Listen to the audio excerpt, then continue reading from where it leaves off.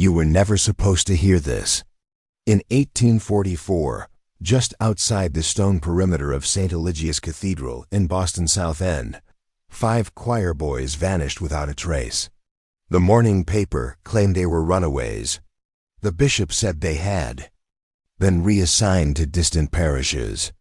But if you spoke to the gravedigger quietly, and with enough whiskey in hand, he'd whisper that their coffins were buried empty. No remains, no investigation. Just fresh earth where 5 names were lowered into the ground, and a warning never to ask again. You see, the real story was sealed behind church walls, scrawled in a ledger that no one ever found. But late one December night in 1879, a dying monk from the Order of Saint Aurelius broke his silence. Fevered, delirious, and trembling with guilt, he confessed to something darker than sin. Something older than the church itself. He claimed the boys didn't vanish. They were offered. And what took them wasn't human. We begin here, because Boston in 1844 was not the city you know today. Beneath its cobbled streets and rising brick, it was still a frontier of hidden power. The Irish were flooding in, the know-nothings were sharpening their knives, and a silent war was unfolding behind every stained glass window. Saint Eligius Cathedral stood as the centerpiece of order and salvation. But behind the altar, beneath, the nave, and sealed off to even the clergy, was the crypt older than the church itself, and older than Boston's founding. The monks called it the reliquary. Officially, it was a sacred chamber for relics. But unofficially, it was where the order kept what they called the echoes. Ritual chants recorded in impossible languages were performed every 3rd Friday by the choir boys alone. No priests were allowed to hear the songs, only to read the score, which was copied by hand from a book that bore no title. The ink smelled of iron, and the notes changed slightly every time it was opened. These boys were chosen, not because of talent, but because of something else. Something found in their bloodlines. Records show they were all orphans, all pale-skinned, all born under rare lunar eclipses. And they were all registered under a parish code known internally as Vermis 6. The Vatican denies such a classification exists.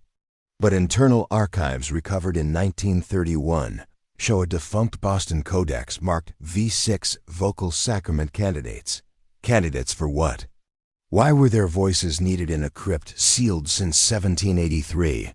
Why were their remains never found? And what made the bishop lie?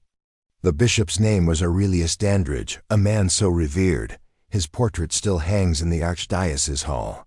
But what the public remembers as holiness was, behind closed doors, something closer to fear. He wasn't in control. Not really. And deep down he knew it. In his journals, unearthed during the 1924 renovations of the cathedral, were nightly entries marked with a single phrase, "They hear us singing." Every week after the boys' final Friday performance, he would write it again, "They hear us singing." The pronoun was never defined, the context never explained. But the writing grew more erratic as winter approached in 1844. On December 12th, the final entry reads, "The stone is thinning. The voices are breaking through. We must stop the chant." But they won't stop singing. What terrified Dandridge wasn't the ritual, it was the change. You see, something happened to the boys in the weeks before they disappeared. Their behavior shifted. Quiet, obedient children became statuesque, pale, and profoundly detached. One altar boy, later institutionalized for catatonic schizophrenia, reported that the 5 had begun speaking in unison behind closed doors. Not just chanting, but responding to each other in languages the others had never studied. They wrote messages in ash on the chapel floor after mass symbols no one could translate. And their eyes, once bright with song and youth, had grown glassy, reflective, as if the light inside had turned away. The boys stopped responding to their names. They refused food unless it came from the cathedral kitchen. And one night, the youngest, Thomas Winthrop, was found kneeling in the courtyard at midnight, weeping silently under a blood moon, repeating the phrase, "We are not alone," in the voice the elder monks knew. The Order of Saint Aurelius wasn't a brotherhood of prayer, it was a firewall. Established in 1721, long before the cathedral was even completed, their true purpose was not to spread salvation, but to contain a song. A single hymn, documented only in apocryphal Vatican scrolls, known as Canticum Tenebris, the chant of darkness. Legend said it could be sung only by children who had never known their mother's voice. The sound, if performed correctly, did not ascend. It descended down to something older than hell. And once opened, the throat that sang it would never truly close again. There are records, hidden deep within the Vatican's forbidden archive, Codex Maleficarum, Volume 3, that speak of sound as a vessel. Not music as worship, but music as invitation. The belief is older than Rome, older than Babylon. The ancients once whispered that the right tones, sung with the right innocence, could thin the membrane between worlds. In the marshlands of pre-Christian Gaul, there are stone markers etched with spirals and staff lines, aligned to lunar cycles. Beneath them, bones of children with snapped vocal cords have been exhumed, mouths frozen open in their final note. That's not art, that's not myth, that's design. And Saint Eligius Cathedral was built over one of those markers. You don't build cathedrals wherever you please. They are placed, calculated, aligned with astronomical precision to ley lines, fault lines, and something far darker, what the order called harmonic gateways. The crypt beneath Saint Eligius was not chosen because it was holy, it was chosen because it was loud. Sensitive instruments in 1983 detected subharmonic resonance radiating from the site during December solstices. Frequencies below the threshold of human hearing, but not below the threshold of something. The church denied the reports. The equipment was seized, and the lead researcher disappeared within weeks. But in 1844, they didn't have machines. They had ears. And the boys, unknowingly, became microphones.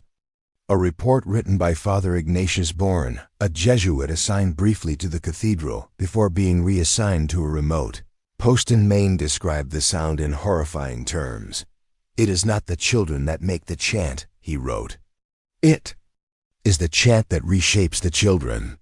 He claimed the final rehearsals had left the boys unblinking for hours. He witnessed one boy levitate several inches during a sustained D minor harmonic, but no one believed him. Not until the last night, December 15th, 1844, midnight mass. The bishop canceled the service. The cathedral was emptied. But the 5 boys, dressed in ceremonial crimson robes, were led into the crypt. No congregation, no candles. Just the order, cloaked and silent, surrounding the stone slab at the center of the floor. A tuning fork was struck. The boys began to sing, and from beneath the cathedral, for the first time in nearly a century, something sang back, not in Latin, not in any known tongue, but in a language older than God. They say the sound that answered wasn't heard, it was felt. Witnesses described it like a pressure in the blood, a resonance in the bones. Father Eli Corson, the last surviving member of the inner circle, later described it as a choir of mouths without faces, singing from the underside of the world. He died in 1903, clutching a rosary made from blackened teeth, whispering a single phrase in his final breath, "They are in the silence now." But that night, December 15th, 1844, the silence ended. The stone slab in the center of the crypt began to vibrate. Dust fell from the vaulted ceilings. Candles flickered and died without wind. The choir boys continued to sing, their faces blank, voices rising in perfect harmony. It wasn't worship. It was unlocking. The chant shifted keys without direction, modulating through intervals that don't exist in Western music, tritones stacked in impossible configurations. Some monks tried to intervene. They collapsed. Their ears bled. One tore his own tongue out, screaming that they were already inside. But the 5 boys stood still, unmoving, unflinching, unaffected. And then, the slab cracked, not shattered. Cracked surgically along a seam that had no place in the architecture. Beneath it, darkness. No staircase, no dirt. Just open void. Cold poured out like breath from a sleeping mouth. And from that mouth came the smell of salt and sulfur and rotting rose petals. The chant stopped. The boys opened their eyes. They stepped forward. The monks screamed. 2 tried to pull them back. Both died before they touched the robes. Their skin ruptured, blackened instantly as if exposed to vacuum. The other monks fled, abandoning the ritual, abandoning the boys. Only the bishop remained, paralyzed. He watched as each child stepped into the crack one by one, their eyes glowing faintly in the dark like coals in ash. The last boy, Thomas, turned before descending. He mouthed a phrase, soundless yet undeniably clear. "You brought us to sing, but they taught us to listen." And then he vanished, the slabs sealed behind them. The crypt fell silent, but for 3 days afterward, the cathedral bell untouched rang at midnight. 13 times. And every child in Boston, born under that moon, would never again dream of anything human. You think this is just legend? Then explain why every archival record from Saint Eligius between 1844 and 1846 was redacted not by the diocese, but by federal order. A letter from the Massachusetts Historical Society, dated July 9, 1921, confirms that U.S. Marshals removed 33 ledgers, 6 altar logs, and 1 iron-bound book containing non-canonical liturgical material of questionable origin. When questioned, they cited a national security protocol that did not yet officially exist. Think about that. A secret federal authority acting on a religious anomaly. Decades before the CIA, decades before the FBI. Ask yourself, what kind of ritual triggers the creation of unacknowledged agencies? But the real cover-up wasn't about the disappearance.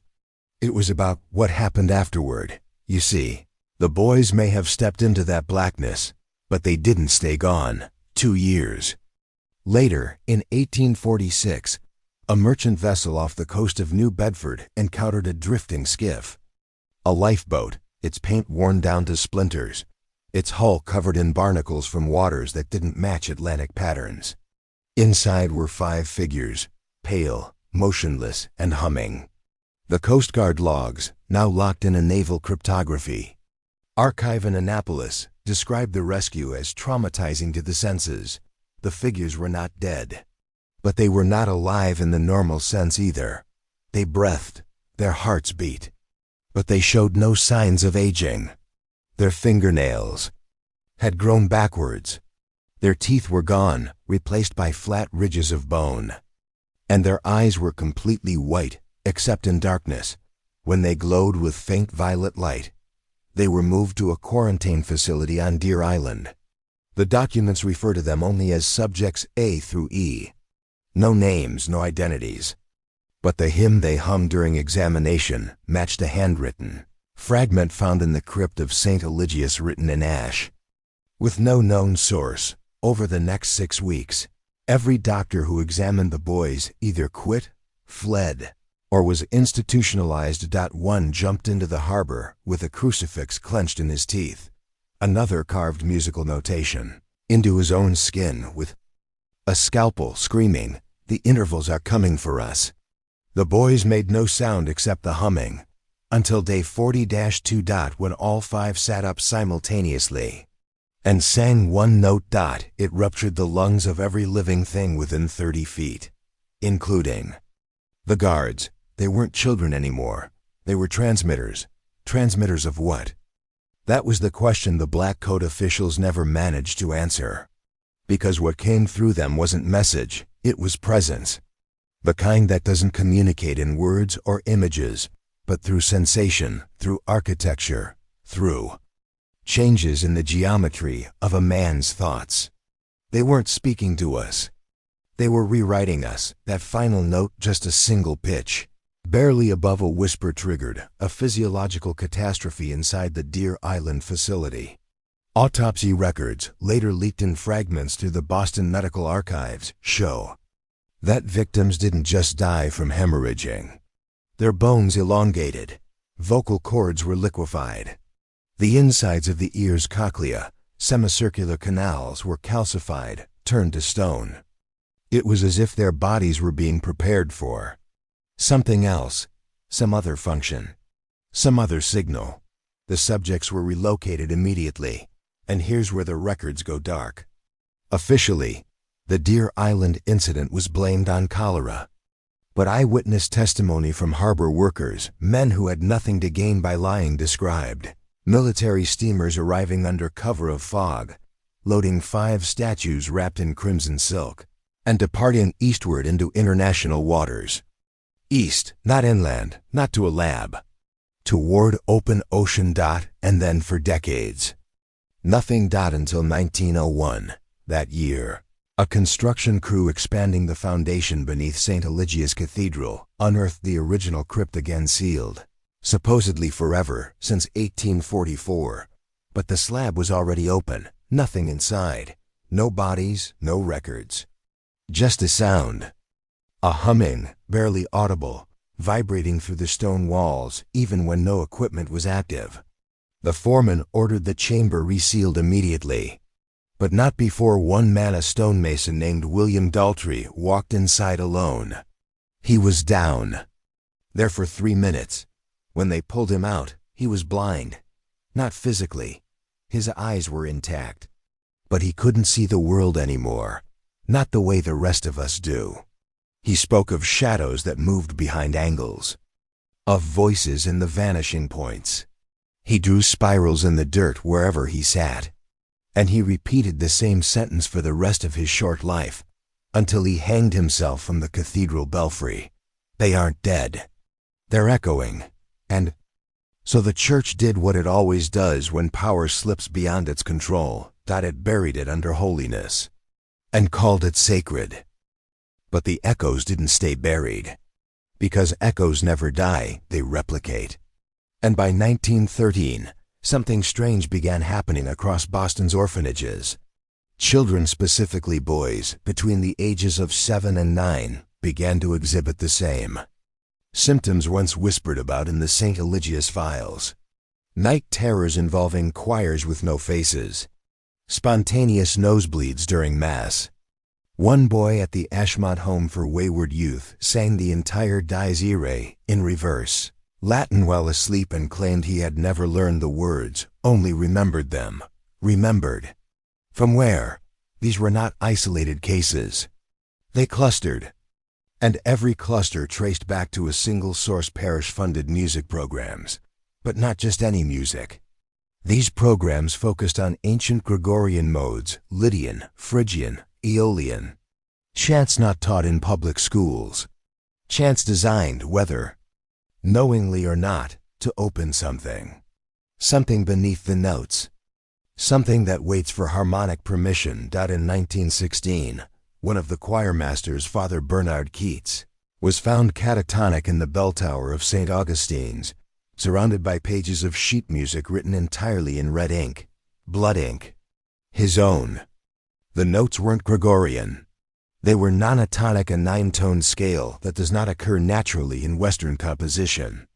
The Vatican archivist who reviewed the pages later noted that the spacing of the notes, when mapped, visually formed geometric patterns, identical to a diagram found carved into the crypt walls of St. Eligius in 1844. Father Keats died before he could be questioned.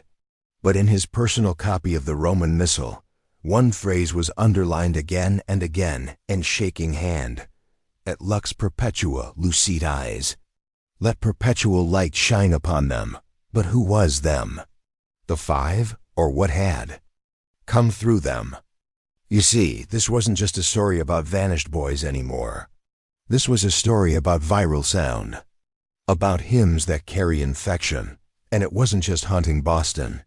Similar events began cropping up in Quebec, Lisbon, even Krakow.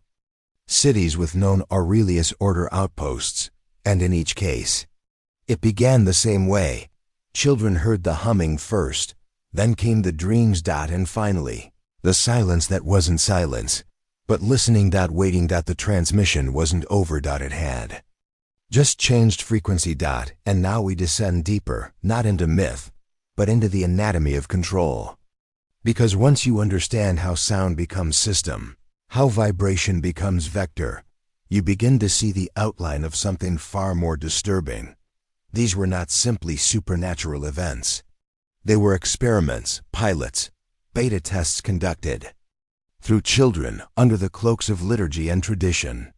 And the question that follows, one no sane man ever wants to answer, is this: who authorized the chant? Because nothing this intricate happens by accident. There are whispers deep in the footnotes of Vatican black dossiers of a group known as Sons of the Inverted Choir. Their seal appears only once in public record, etched into the underside of a medieval chalice housed in Milan's Basilica di Sant'Ambrogio. A chalice that, when struck gently, rings in F#, but produces harmonic overtones, not consistent with earth-based acoustics. The chalice has since been locked away in the Secretum Apostolicum. Its file was sealed after 1952, stamped with the phrase Abi auditu libera nos, from the hearing, deliver us. But members of this choir were not singers. They were engineers, harmonic masons. Men who didn't worship sound. They shaped it, structured it, weaponized it. And their target wasn't the body. It was the spirit's resonance chamber, the human psyche. They understood that if you could design the right progression frequencies tuned not to beauty, but to obedience, you could overwrite belief, morality, even identity itself. The choir boys of 1844? They weren't chosen for innocence. They were chosen because children have no acoustic defenses, no calcified skepticism. Their neural pathways are still fluid pliable. That's what the chant needed, unresisted resonance. And what it produced wasn't holiness, it was inversion. One declassified note from the Aurelius Order describes the ritual this way: it is not a calling, it is a coiling. Sound folds them inward, until all that remains is echo. But echoes aren't passive. They're mirrors. And if something speaks from beyond that mirror, and it remembers you, it may not be content to stay reflected. This is your first real warning. Sound is architecture. The chant wasn't a song. It was a key. And the cathedral?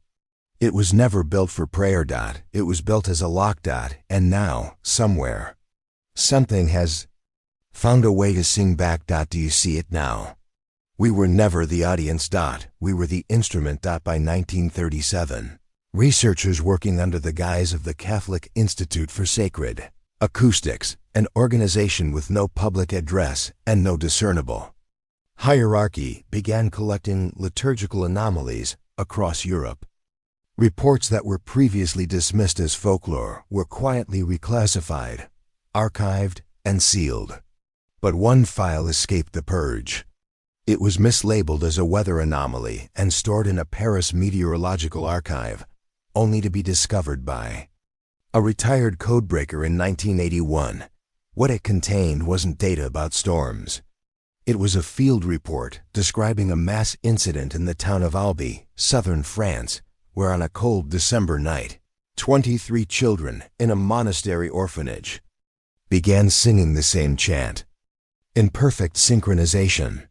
Though none of them had ever been taught it, the attending priest reported that the children's voices formed a harmonic structure that mirrored a seismic frequency recorded weeks earlier in the Pyrenees, a pattern believed to be tectonic in origin.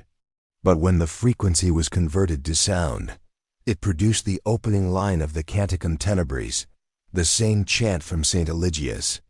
This wasn't music anymore. This was replication. They weren't just transmitting, they were embedding. And here's the horror no one wants to admit. Our ears are open even when we sleep, even when we pretend not to listen.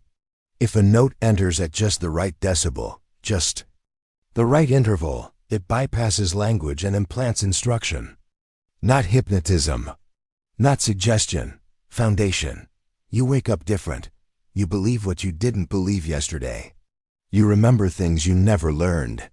And you obey compulsions that don't feel like your own. And that's how control systems are built, not through violence, but through resonance. Not through law, but through frequency. Governments call it psychoacoustic modulation. But the order had a different name: Vox Dei Interruptus, the interrupted voice of God. The idea that a God's frequency, if severed, would leave behind a void. And into that void would come the imitators, not demons, not aliens, but echoes of something older than both. So here's your second descent. The chant wasn't meant to awaken God, that it was meant to replace him, to install something else in his absence. And the choir boys, they were the first successful vessels. Now listen carefully, because this is your part of the story. If you've made it this far, it means you've heard enough to matter. Comment the phrase, "I am not the echo, I am the key," twice. Once for yourself, and once for the part of you that's still listening. Now you understand why they never searched for the boys. Because they didn't lose them, they delivered them. And once the chant completed, once the tones aligned and the gate cracked open, those in power realized something primal and horrifying. The ritual worked, but not as they expected, because what came through wasn't an entity. It was an instruction set, a reformatting of consciousness. A living command carried not in meaning, but in vibration. And when the boys returned, if we can even call it that, they weren't bearers of truth. They were carriers of code. Think about what that means. Not a demon, not a ghost, but a harmonic virus designed to alter perception, to change how you see reality, feel time, and interpret meaning. When those 5 children opened their mouths and sang in unison on Deer Island, reality twitched. A subtle, quiet recalibration. No one noticed at first. But calendars shifted, weather patterns bent. Animals migrated in circles. And in every Catholic seminary across New England, one identical dream was reported. A stairwell with no bottom, a chant with no source. And the sense of being watched by yourself. Now trace the silence. Why has no news outlet, no investigative journalist ever published a piece on the vanished choir of 1844? Because every attempt to do so ends in the same thing: total sensory failure, not censorship. Scrambling. Files go missing. Hard drives melt. Witnesses develop aphasia, sudden inability to understand language. One archivist in 1994 tried to publish excerpts from the Aurelius Codex. He went blind overnight, not from injury, from exposure. The doctor wrote one line in the final report. It's like he saw something in the ink that no one else could see. We have crossed the threshold. Now, this story isn't about the past anymore. It's about what's been embedded into the fabric of our sacred system's rituals. Education, music, even prayer itself. And if the chant was a delivery mechanism, then the church was the syringe. The children, the serum, and the disease? Still singing, just under your hearing range. So ask yourself this: when was the last time you heard a melody you couldn't stop humming? Are you sure you chose it, or did it choose you? Remember, control doesn't always wear chains. Sometimes it wears a robe and holds a hymn book. You feel it now, don't you? That pressure behind the ears. That awareness that someone is paying attention from the other side of silence. That's not paranoia. That's reception. You've been tuned. Because long before the digital age, before mass media and algorithmic surveillance, the first weapon of mass control wasn't visual. It was auditory. The serpent in the garden didn't show Eve the apple. He spoke. Sound bypasses your defenses. A gun must be aimed. A screen must be watched, but a frequency? It only has to touch you. And once it's inside, it doesn't need your permission to stay. That's what the chant was engineered to do. Not to summon, but to install. To place a harmonic seed inside the human nervous system and let it bloom in darkness over time. Now, look at the pattern. The boys returned in 1846. The church sealed the records, but something remained. In 1952, the Boston Archdiocese initiated Project Sanctum, allegedly a renovation of ancient parishes across New England. But the internal files tell a different story. They mention something called resonance remediation, coded language. Contractors brought in not to repair stone, but to retune space, to dampen harmonic reverb from specific architectural junctions. In plain terms, they weren't renovating churches. They were trying to silence the walls. Why? Because those cathedrals had become instruments carrying tones from rituals no one remembered performing. One memo reads, "Residual frequency 141.83 detected in transept arch. Saint Eligius incident. Advise sonic culling." Sonic culling. That's not theology, that's warfare. They weren't fighting demons, they were containing contamination. And the contamination wasn't visual, it was vocal. Somewhere along the line, the chant had jumped hosts, it had adapted. And by the mid-20th century, it had moved from cathedrals into music. Do you think it's a coincidence that the Gregorian revival peaked in the 1960s? Or that experimental music labs began studying binaural entrainment the very same year Vatican II relaxed liturgical restrictions? It wasn't about modernization, it was about camouflage. Because once a chant goes mainstream, you don't notice the echo anymore. You just call it ambience.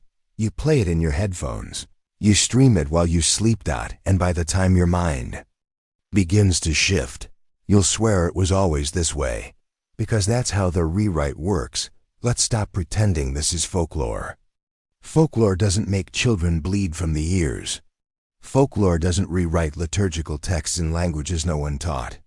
And folklore doesn't require full Vatican suppression protocols involving acoustic black zones, clerical re-education, and untraceable burial sites. This is infrastructure. And at its core lies the ancient science of psychoharmonic infection. You've heard of neuro-linguistic programming, language patterns used to influence thought and behavior. But that's just surface manipulation. The chant was something deeper, not linguistic. Not symbolic, elemental, a structure that bypassed cognition entirely and resonated straight into cellular behavior. We have evidence, not from believers, but defectors. In 1971, a Vatican audio technician named Vincenzo de Lessi fled Rome and defected to a monastery in southern Chile. He carried one item, a copper wire spool labeled ELI44B. When played, the reel produced 23 seconds of tonal pulses, followed by 13 seconds of near silence. But that silence showed visible spikes on spectral analysis. Not white noise, infrasound patterns, complex, repeating, and nearly identical to the 1844 chant transcriptions found in Saint Eligius. The reel was studied in secret by Chilean physicists until all 5 researchers working on it died of sudden onset cerebral hemorrhage within 6 hours of each other. De Lessi's final journal, smuggled out before his death, reads, "The frequencies carry instruction. We are decoding God backwards. And whatever waits at the end is not salvation." And he wasn't alone. Similar patterns appeared in the Soviet Union under the guise of ultra-low frequency warfare. But what the KGB couldn't explain was why their test subjects often responded to the tones, not with pain, but with worship. Subjects who'd never stepped foot in a church began speaking in tongues, writing symmetrical glyphs, and humming a melody no one had taught them. So ask yourself, what melody? How did it jump borders? How did it implant across continents? And most important, why children? Because children don't question origin. They don't ask where the music came from. They just listen. They hum. They repeat. And what repeats spreads. Now, consider this. In the past 5 decades, there have been dozens of recorded mass disappearances involving youth choirs, monastic schools, and vocal camps. The headlines never connect them. But the frequencies? They always do. You want to know what terror really is? It's not death. It's inheritance. The quiet knowledge that something ancient is living inside your culture, your rituals, your music, and you've already passed it on to your children, not by choice. By rhythm, by design. In 1986, a classified Vatican research project known as Cantus Obscura released a private warning to high-level clergy. The document, known as the Aurum Directive, was only 18 pages long, but it shook the inner circle to its core. Why? Because it outlined the successful replication of the 1844 Boston chant using modern synthesizers. No sacred setting. No boys' choir. No Latin scripture. Just machinery. Just tone. They had re-engineered the sacrament. And that proved the final piece. The voice was never the power. The power was in the structure. Frequency is the DNA of consciousness. Structure is how it infects. One test subject, exposed to a synthesized version of the Eligius intervals, began reciting details of events from 1844 Boston. She was 14. She had never left Spain. But she knew names, layouts, smells. She described the stone beneath the boy's feet and the taste of the air when the chant opened. And when asked if she knew, she wept, saying, "Because I'm still down there. I never left the crypt. These aren't memories. They're imprints." The ritual didn't just summon or transmit, it duplicated. And the copy has been running ever since. Like background music in your spiritual operating system. Mass, prayer, worship, reflection. They all happen within harmonic environments designed by those who knew the structure, knew how to shape cathedrals into echo chambers, knew how to angle the stone to carry the voice deeper. And now you understand why certain spaces feel sacred. Not because of God, because of resonance. Because the moment you stepped inside, the architecture began tuning you. Ask any acoustician. Vaulted ceilings aren't just for beauty, they're sound weapons. Reverb isn't just an aesthetic, it's an incubator. And if your thoughts feel different during worship, it's not your soul awakening. It's your signal aligning. What we call reverence might actually be calibration. They were never trying to reach heaven. They were trying to harmonize flesh with void. And the choir boys of 1844 were the first to sing in perfect tune. Here's the part they'll never put in any textbook, any sermon, or any seminary syllabus. The church, at least the inner sanctum, knew. Not just the Aurelius order, not just the rogue exorcists or the forbidden archivists, the hierarchy. The crimson-cloaked cardinals who sit in halls that echo like tombs. They knew that the divine was not the only thing speaking through sacred spaces, and they decided to listen anyway, because control requires mystery, and mystery requires fear.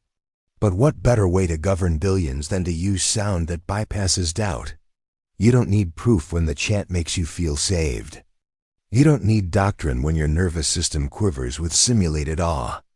And once the structure of that chant is embedded into architecture, into ceremony, into childhood lullabies, the believer doesn't even know he's being tuned. He just feels obedient.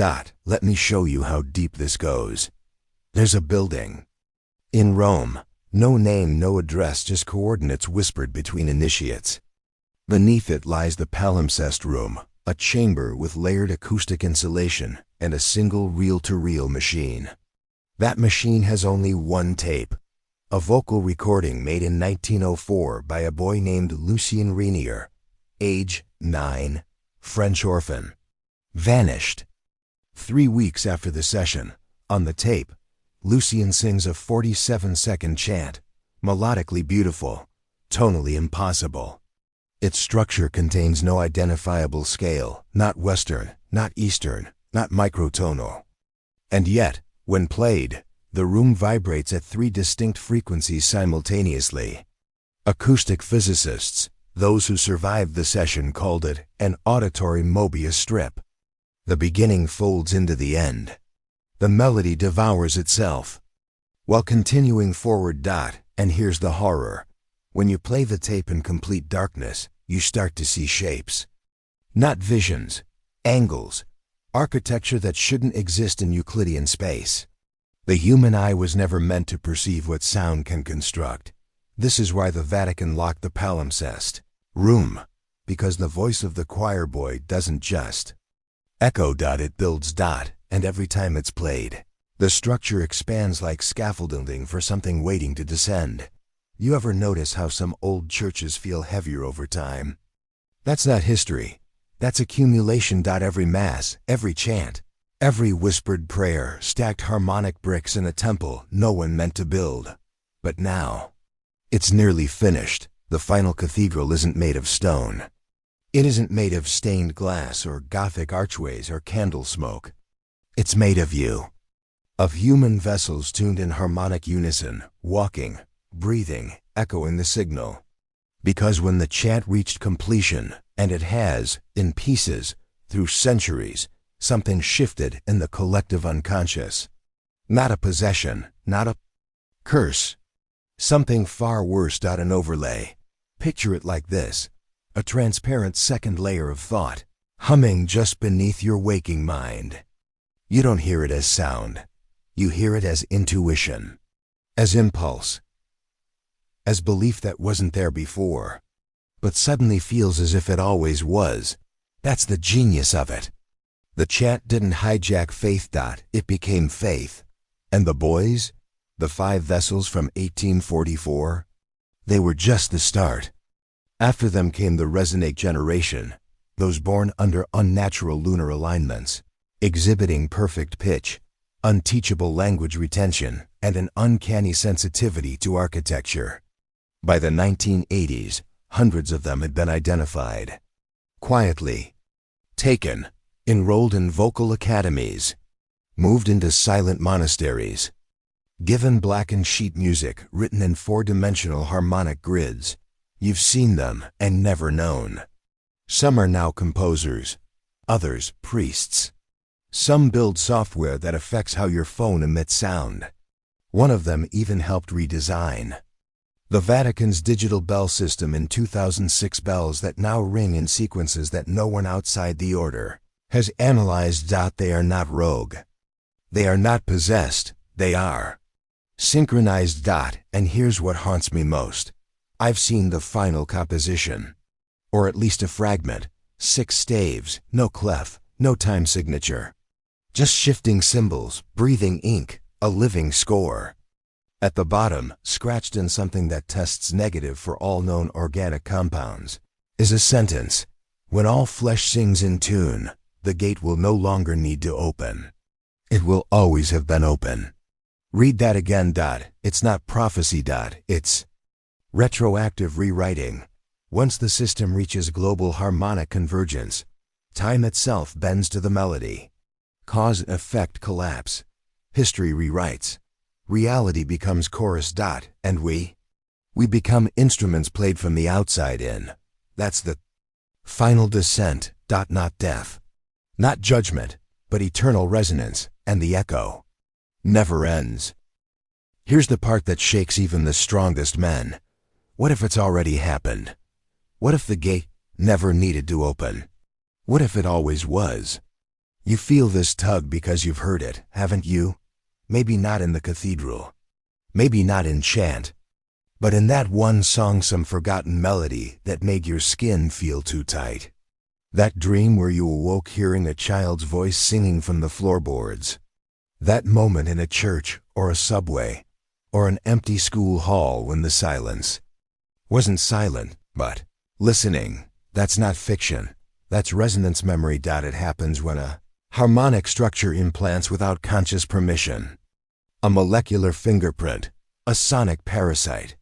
And once you carry it, you can't unhear it. You start to respond to intervals you've never studied. You flinch when certain notes play. And some of you, if you've come far enough, start to repeat them in your sleep. The order tracked this phenomenon obsessively.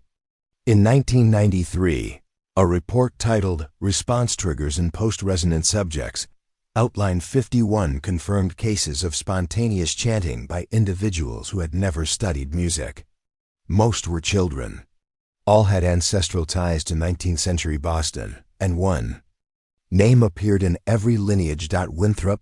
Thomas Winthrop, the youngest choir boy from 1844, the last to descend into the cracked stone beneath Saint Eligius.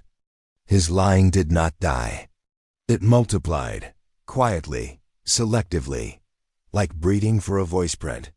Genetic memory encoded with tone. Now consider this. How many of our so-called gifted children are actually carriers?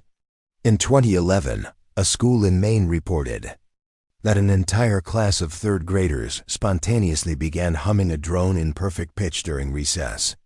23 children. None could remember why. One girl wrote "Vermis 6 inches" in chalk on the blackboard the next morning. That file was buried. But I found it. And here's what the teacher wrote in her final statement before leaving the profession. They weren't practicing a song. They were transmitting something. And I wasn't hearing it with my ears. I was hearing it behind my eyes. Behind your eyes. Where dreams hide. Where language breaks. Where the gate sings not through the air, but through your blood. And once it's inside you, the question isn't whether you believe it. It's whether you'll still recognize your own voice once it starts to echo back. Now we speak plainly because there's no veil left to hide behind. You've heard enough of the chant to feel it scratching under your skin. You're not reading this with the mind you had an hour ago. That's intentional. This is not just a story. It's resonance priming. You're being tuned whether you like it or not. But here's the critical moment. What happens when you realize your thoughts are no longer fully your own? You wake up at 3:33 a.m., mouth dry, the pressure in your ears pulsing in rhythm with some invisible metronome. You think it's just stress, fatigue, but your shadow doesn't quite move when you do. The silence in the room isn't still, it's waiting. And somewhere behind the drywall, or the hymn book, or the dead stare of a cathedral statue, something is listening back. This is the mark of the resonant. Those who have been touched by the inverted chant. But here's where it gets worse. We thought the chant was just an opening mechanism, a summoning, a key. But new evidence shows it's more than that. It's self-aware. It doesn't just open doors. It chooses who hears it. A 2017 private briefing leaked from the Pontifical Institute for Harmonic Anomalies. Yes, it exists, describes an intelligent acoustic entity discovered during a failed sound mapping of Saint Eligius. The entity did not react to machines. It reacted to attention. It recognized observers. It spoke through song directly into the minds of those nearby, always using the voice of someone they trusted. A mother, a brother, a priest long dead. But its words were always the same. Come down where the pitch is pure. Let us rewrite you clean. Now you see. The chant isn't just a structure. It's a will, and you don't resist it by ignoring it. Ignoring it just increases its volume, but in different ways. It will embed itself in your music, in your television static, in the wind through your windows. Until one night, a melody hums from your own lips and you don't remember learning it. Ask yourself, when was the last time you sang something without knowing why? That wasn't a coincidence. That was a ping, a resonance check. And if your blood harmonized with it, then the chant knows your name now that it has always known. Let me tell you something the order was never allowed to write down. A truth whispered only in the mouthless halls of their deepest chambers. Beneath Rome, beneath Saint Eligius, beneath the Vatican itself. It's this. The gate never closes. It only changes key. You see, every generation thinks it's safe because they've locked the doors, burned the texts, excommunicated the last remaining vessel. But the chant doesn't need paper. It doesn't need language. It survives the way radiation does, by hiding inside the atoms of ritual. in the pauses between prayers, in the vibrations of 1,000 cracked bells ringing across time. And the moment one voice sings in the correct tone, under the right geometry, on the right ley line, with the correct witnesses present, it opens again. That's what happened in 1999 in the Basilica of San Giovanni, when a boy choir from Eastern Europe suddenly shifted from Panis Angelicus into an unknown harmonic progression, without direction, without notation. 43. Tourists reported a shimmering in the walls. 7 collapsed. One elderly woman screamed that the floor turned into water and the faces in the stone smiled. The boys had no memory, but a frequency recorder hidden by a Vatican sub-agent picked up the pattern. Same signature as Boston, 1844. Identical to Lucien Rieder's 1904 reel. And here's what the analyst found. The notes weren't just sonic. They were dimensional coordinates. Chants designed to vibrate space itself, not to summon something into our world, but to collapse the barrier entirely. Do you understand what that means? It means the chant is not about calling a god or a demon. It's about replacing the frame that holds your world together. Gravity, time, identity, the things you assume are constant. But they're not. They're harmonic assumptions, and assumptions can be rewritten. And every voice added to the chant amplifies its mass. Not sound mass, conceptual mass. Like a choir of minds pulling the veil tighter, tuning the world into a shape it was never meant to hold. So when they say, "Don't question the liturgy," they don't mean out of reverence. They mean because it's dangerous. Because the wrong voice singing the right words in the wrong place at the right time could erase you from memory. And replace you with something else entirely. Something already humming in the dark. You want the final proof? The one buried so deep that even the Vatican archivists speak of it in cipher. It's a place. Not metaphor, not allegory. Coordinates, real stone, real stairs, real resonance. It's called the subclave, located beneath the ruins of a collapsed Jesuit monastery in the hills outside Częstochowa, Poland. The subclave is not marked on any map. No records list its construction. But satellite imaging taken in 2002 during a NATO flyover revealed a geometric depression in the earth, matching the harmonic waveforms of the Eligius chant. Not similar. Identical. What they found was worse than prophecy. A spiral staircase carved, not by tools, but by sound erosion. The walls were smoothed by frequency molecular wear, consistent with fourth-dimensional vibratory contact. And at the bottom, 5 stone pedestals, empty, each spaced precisely 11.3 feet apart. Each carved with the same sigil, an open mouth surrounded by reversed clefts. Beneath them, 5 names: Thomas, Elias, Caleb, Winthrop, Lucian. One of those names doesn't belong to the original 5. One comes later. That's the horror. The chant is recursive. It doesn't just affect the present, it rewrites the past. That's what the Vatican's most dangerous secret really is. Not that the chant works, but that it never didn't. What if the cathedral wasn't built to contain the chant? What if the chant caused the cathedral to be built? What if Saint Eligius wasn't constructed by men, but by suggestion? By harmonic implants placed in architects, bishops, masons, each thinking the idea was their own, when in truth, they were just responding to a melody they didn't know they'd heard. That's what the subclave proves. Time folds under resonance. One note, sung properly, can echo backward, not through air. Through memory, through idea. That's why they needed children. Because a child's belief has no anchor. And an echo with no anchor becomes a seed. So here's the final descent. You've been hearing it your whole life. In liturgy, in lullabies, in the hum of cities, in the static between stations. A tonal memory of a gate you never walked through, but dreamed of. And dreams are where the chant waits. It waits for the 6th name, the one not yet carved, the one that listens, and sings back dot. And if you feel that tremor in your chest now, that isn't fear. That's resonance calibration beginning. They tried to stop it. God knows they tried. From the secret councils of 1907 to the violent purges of Vatican harmonic cells in the 1970s, they threw everything at it. Exorcisms, chemical silencing agents, even architectural collapse. But you cannot destroy a chant. You cannot burn resonance. You can only bury it and hope it forgets how to climb. But it never forgets, and it never stops climbing, because the chant is not a song. It's a structure that builds itself through belief. You hear it in dreams, because dreams are where your logic doesn't stand guard, where language can't firewall you. And the voices you hear? They aren't demons.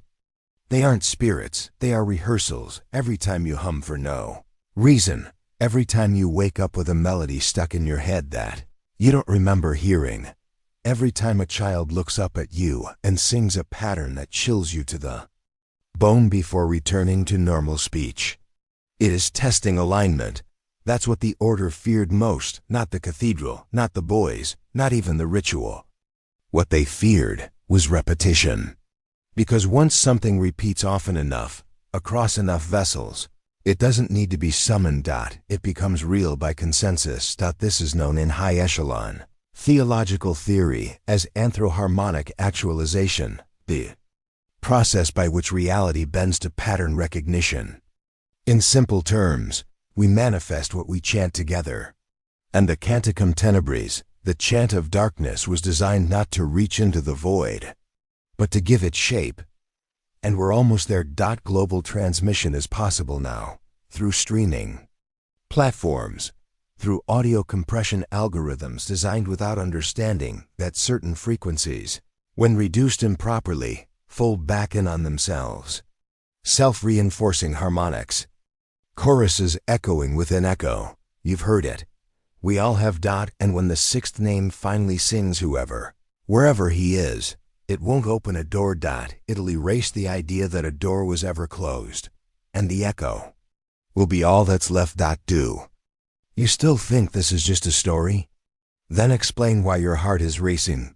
Why your skin prickles at the thought of a sound you haven't yet heard, but already recognize. You were not meant to remember, but you've always been meant to repeat. It ends where it began, in silence, but not the comforting kind. Not absence. This silence is pressure, a waiting, a held breath behind the veil of waking reality. The kind of silence that listens, that leans in, that demands response, because that's the final act of the chant. It doesn't conclude with sound. It concludes with you. Your voice, your attention, your agreement. Remember, the chant isn't something you perform. It's something you complete. Once embedded, it doesn't need to be sung aloud to function. The rhythm pulses through your heartbeat. The melody hums beneath your breath. You speak its cadences without knowing.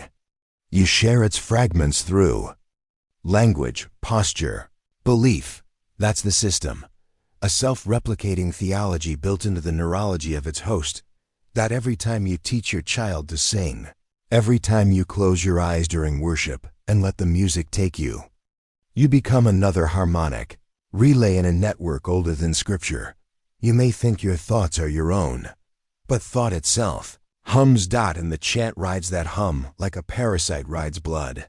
Let me tell you something they didn't want the priests to know. The cathedral isn't a building. It's a human structure, a population, an organism of minds resonating in unison. That's why the first choir was made of children, because belief is easiest to imprint on the blankest slate. Because once enough minds synchronize to the chant, the boundaries between what is sung and what is real cease to matter. At that point, reality bends to rhythm. Not myth. Not ritual, but resonance. And that's where we are now. The final alignment approaches. You can feel it in the media, in the art, in the political cadence, in the artificial voices growing smoother with every update. Everyone's speaking in the same intervals now. It's not just culture. It's tuning. And soon, one global voice, will emerge. Not a leader. Not a prophet, but a frequency given flesh, and it will not speak. It will vibrate. And the world will forget what silence used to sound like, because the silence will hum back. And now we approach the gate, not metaphorically, not philosophically, literally. Because the final transmission has already begun. They've just hidden it beneath convenience. Every smart device, every speaker, every streaming platform, each one is a node, each one a choir stall. And when the code is activated, when the chant reaches its last missing harmony, all it will take is one coordinated signal to trigger global convergence. They call it the Great Unison. That's not prophecy. That's protocol. Hidden inside a Vatican white paper labeled Vermis Protocol, Subharmonic Dominion, classified in 2015, is a line of executable code. The paper doesn't explain its function. But cybersecurity experts who intercepted fragments say the code doesn't act on software. It acts on people. It's not malware. It's mindware, a sonic key to unlock the final layer of obedience in every vessel who's already been harmonically primed unknowingly, silently, efficiently for generations. If you've ever worn headphones for hours, if you've fallen asleep to guided meditations, if you've prayed in a cathedral where the echo felt too perfect, you're already in the system. You were never asked, because consent isn't required for resonance. The truth is, most already heard the final phrase years ago.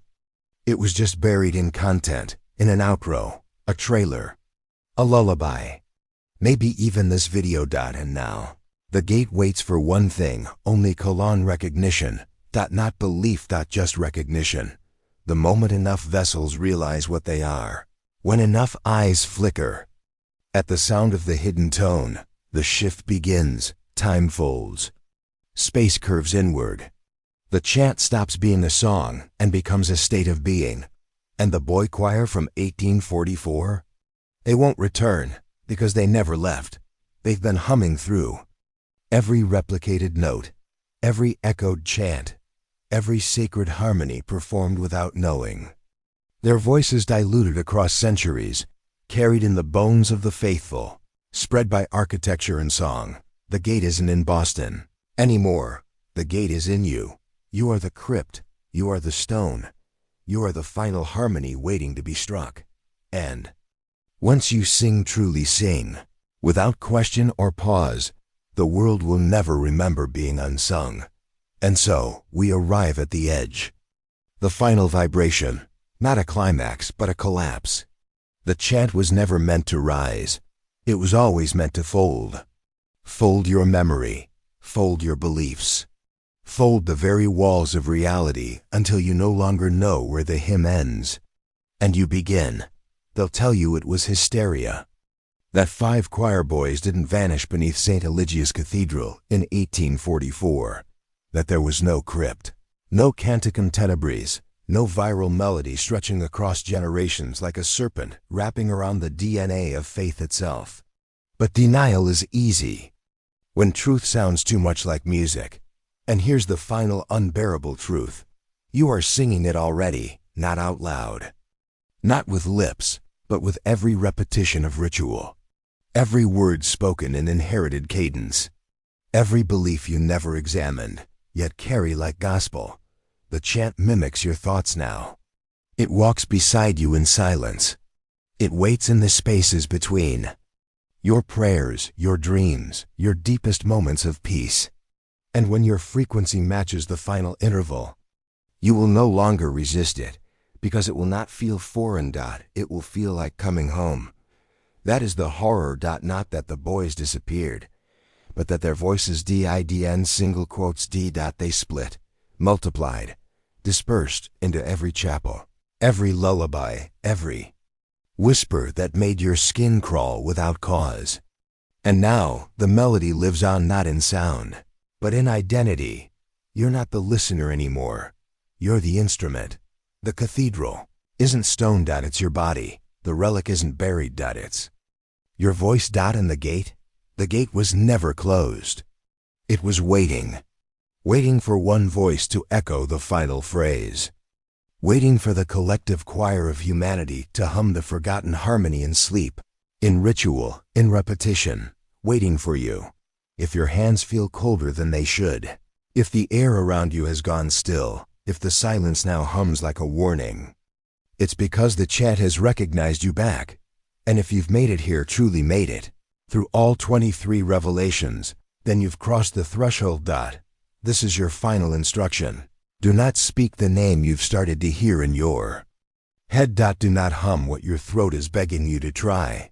And above all else, do not stand alone at night and listen for the echo, because now it listens for you. And once it finds you, there's no returning to the silence before the song.